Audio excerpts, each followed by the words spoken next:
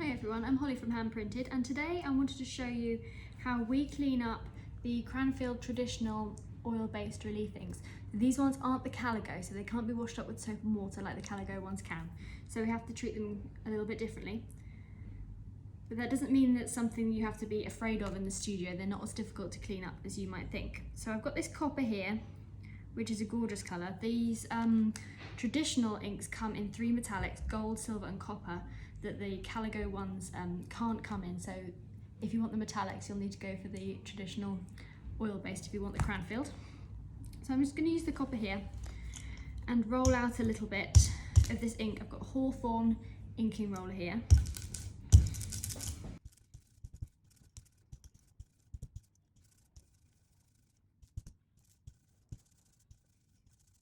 Just got two squares of the Cranfield traditional copper ink rolled out. You can see how lovely and metallic that colour is, but it comes in a load of colours, including the metallics. We don't like to use white spirit in our studio. We like to use vegetable oil or Zest It for cleaning up oil-based ink. So I'm going to show you using both. It's nicer, we find, in a studio to not have to deal with strong smelling solvents, and these work really, really well. So I've just got a little bit of vegetable oil, any vegetable oil is fine, on a rag, and I can just wipe over that square, and you can see how quickly that came off. I'm not working hard at all, and then just turn the rag over, use the dry side to buff it off. There we go. It's really, really quick and easy. You can see how clean that is already. And the Zest It is a really nice solvent to use. It's really effective for cleaning up. It's really good if some of the colours are a little bit stubborn. Sometimes the white can be quite stubborn to clean up, especially if using oil, so the Zest It can be great. It smells like oranges, so it's really nice, especially if you're printmaking at home. You don't want to have any nasty solvents around. It's a lot safer than using white spirit. So again, I'm just going to put a little bit on an old rag and just buff it off with my inking plate here. Get a clean bit of rag and buff it. So again, you can see how quickly that's come off, how clean my inking slab is now.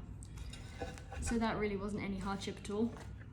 With my roller, one thing I like to do first, just to get any excess residue off the roller, is to just take an old magazine, or sometimes I like to do this in the sketchbook, particularly if the colour's good, and you can roll off any excess ink onto some scrap pages.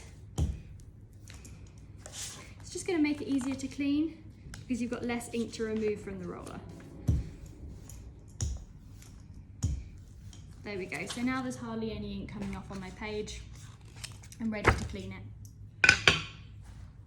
And I'm going to start by using a little bit of the vegetable oil, again on a rag, and just start buffing off the ink.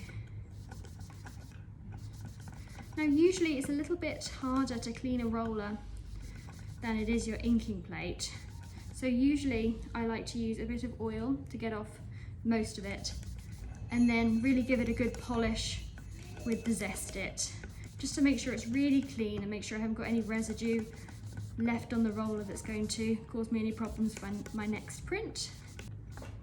So you can see I've got most of the ink off using that oil. Just going to go back to my Zest It.